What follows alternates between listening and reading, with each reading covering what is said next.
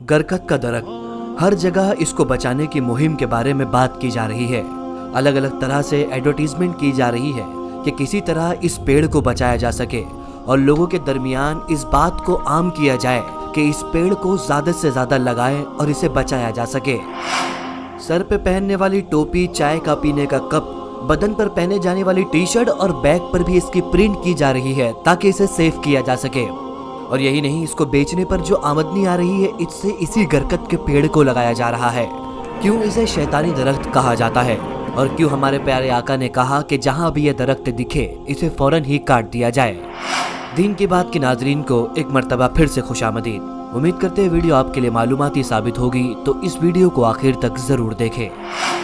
अगर गरकत के पेड़ की बात की जाए तो ये एक जंगली दरख्त है जो कि किसी भी माहौल में आसानी से उग जाता है। इसको इंग्लिश में बॉक्स थॉर्न के नाम से जाना जाता है। दुनिया भर के अलग अलग जगहों पर इसकी लंबाई अलग अलग होती है। इसराइल और दूसरी जगहों पर पाए जाने वाले गरकत के पेड़ की लंबाई दुनिया भर में पाए जाने वाले गरकत से ज्यादा होती है। गरकत के पेड़ का सबसे पहला जिक्र हुजूर सल्लल्लाहु ताला अलैहि वसल्लम की हिजरत के फौरन बाद मिलता है। जब मस्जिद नबवी की तामीर की जा रही थी तो इसी दौरान एक सहाबी का इंतकाल हुआ। हुजूर सल्लल्लाहु अलैहि वसल्लम ने सहाबी के लिए जिस जगह की तदफीन का इंतखाब किया उस जगह को गरकत के नाम से जाना गया। इस जगह पर बहुत सारे पुराने दरख्तों की जड़ें मौजूद थी, लिहाजा यही वो जगह थी जो मुसलमानों का कब्रिस्तान कहलाई। जिस वक्त मुसलमानों ने खैबर का किला फतह किया उस वक्त यहूदियों ने किले के अंदर भी इस दरख्त को लगाया हुआ था। और जब खैबर को फतह किया गया तो हुजूर सल्लल्लाहु ताला अलैहि वसल्लम ने हुक्म दिया कि इन दरख्तों को काट दिया जाए। खैबर की फतह के बाद यहूदियों को इस जगह से निकालकर दूसरी जगह पर इन्हें जमीनें दी गई। कहा जाता है कि हजरत उमर के दौर खिलाफत तक गरकत के दरख्त का अरब से पूरी तरह से सफाया कर दिया गया। लेकिन फिर इसके बाद जो बादशाह आए उन्होंने यहूदियों को इस बात की इजाजत दी कि वो गरकत की काश्तकारी कर सकते हैं। जिस जगह पर वो आबाद थे वहां पर यहूदियों ने गरकत के पेड़ लगाने शुरू किए। अब बात करते हैं कि ऐसी क्या वजह थी कि हमारे आका ने गरकत के पेड़ को काटने का हुक्म दिया, जबकि कुरान में बहुत सारी ऐसी जगहें मिलती है जहां पर काश्तकारी का हुक्म दिया गया है और इसे सवाब जारिया कहा गया है। जबकि हुजूर सल्लल्लाहु ताला अलैहि वसल्लम ने अक्सर जंगों के दरमियान अपने सहाबा कराम को ये भी तलकीन की कि रास्ते में आने वाले किसी भी तरह के पेड़ पौधे को ना काटा जाए। गरकत के दरख्त को काटने की सबसे पहली वजह यह है कि यह दरख्त यहूदियों का पासबान है। सुबह क़यामत के दिन इस दरख्त का एक अहम रोल होगा। हजरत अबू हुरैरा रज़ी अल्लाह ताला अन्हु से मरवी है कि हुजूर सल्लल्लाहु अलैहि वसल्लम ने फरमाया कि क़यामत उस वक्त तक कायम न होगी जब तक मुसलमान और यहूदियों के दरमियान जंग न हो जाए। इस जंग में मुसलमान यहूदियों पर गालिब आ जाएंगे और उन्हें कत्ल करेंगे।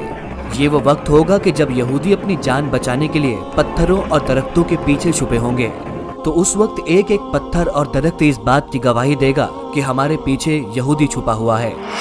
लेकिन ये गरकत का पेड़ इस बात की गवाही नहीं देगा और यहूदियों को महफूज अपने पीछे छुपा कर रखेगा, क्योंकि ये यहूदियों का दरख्त है। और यही वजह है कि बहुत सारी किताबों में गरकत के पेड़ को शजर यहूद और गूंगा दरख्त भी कहा गया है। कुछ किताबों में इसे दज्जाल के साथी के नाम से भी लिखा गया है, क्योंकि ये वही दरख्त होगा जो दज्जाल के साथियों की हिफाजत करेगा। इंजील में इस दरख्त को शैतानी कुव्वतों का दरख्त भी कहा गया है। आपको ये जानकर हैरानी होगी कि यहूदी और ईसाई मजहब इस्लाम का काफी गहराई से मुताला करते हैं। वो मुताला करने के बाद इस बात पर गौर व फिक्र करते हैं कि मुसलमानों को किस तरह से नुकसान पहुंचाया जाए और मुसलमानों के कमजोर हिस्से कौन से हैं। और यही वजह है कि यहूदी आज भी गरकत के पेड़ को अपना पासबान मानते हैं और आज के टाइम पर बड़े पैमाने पर इसकी मुहिम चला रहे हैं कि इस पेड़ को लगाया जा सके। ये बात कोई छुपी नहीं कि हुजूर सल्लल्लाहु ताला अलैहि वसल्लम की जबान से निकली हुई हर बात सच साबित होती है।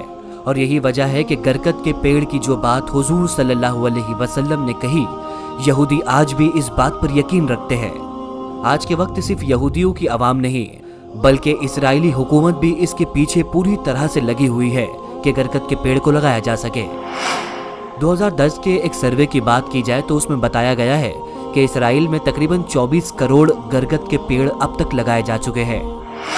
इसराइल में जो भी ट्रेनें चलती है, इन चलने वाली ट्रेनों के अतराफ कई किलोमीटर तक इन्हीं पेड़ों को लगाया गया है। किसी भी यहूदी के घर के बाहर इस दरख्त को लगाना वो काफी ही अहम समझते हैं। इसराइलियों की पार्क, स्कूल, ऑफिसेस, हर जगह पर बड़े पैमाने पर इन दरख्तों को लगाया जाता है। 20वीं सदी में पहली मर्तबा फिलिस्तीन पर हमला करके यहूदियों ने इसराइल की बुनियाद रखी और पहली मर्तबा कानूनी तौर पर इन्हें एक मुल्क मिला। और अब जिस भी जगह पर यहूदी रहते हैं वो अपनी रहायशी इलाकों में बड़े पैमाने पर इस बरकत के पेड़ को लगाते हैं। और इस बात में कोई शक नहीं कि दज्जाल का खात्मा भी बैतुल मुकद्दस में ही होगा और यरूशलेम शहर ही कुर्बे कयामत में जंगों का एक मरकज होगा, जहां पर इस्लाम और दूसरे मज़ाहिब के दरमियान बहुत सारी जंगें लड़ी जाएगी।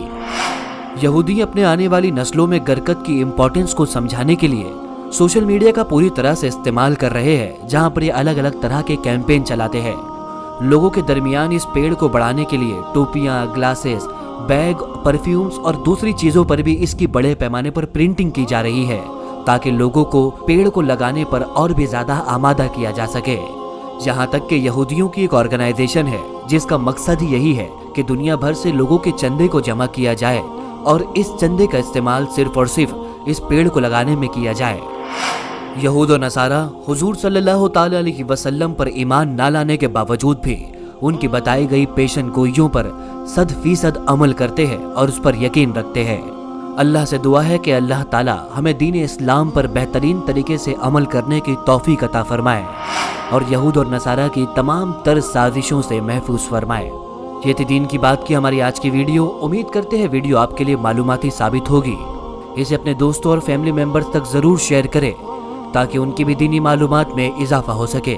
इंशाअल्लाह हम मुलाकात करेंगे हमारी आने वाली अगली वीडियो में। तब तक के लिए अल्लाह हाफिज।